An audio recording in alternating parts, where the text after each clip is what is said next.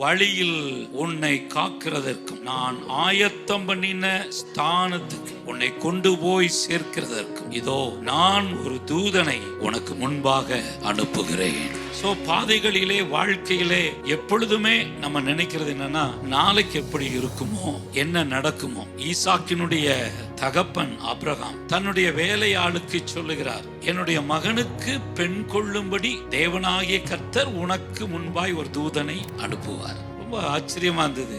ஒவ்வொரு குடும்பத்திலும் நடக்கிற ஒவ்வொரு விஷயத்திற்காக தேவன் நமக்கு முன்பாக ஒரு தேவ தூதனை அவர் அனுப்புகிறார். வழியிலே உன்னை காக்கிறதற்கு, உன்னை பாதுகாப்பதற்காக. அப்போ தேவனுடைய பாதுகாப்பு நம்முடைய குடும்பத்தை சூழ்ந்து வருமானால் நிச்சயமா நம்முடைய வாழ்க்கையில நடக்க வேண்டிய அத்தனை விஷயங்களும் 100% சக்சஸா நடக்கும்.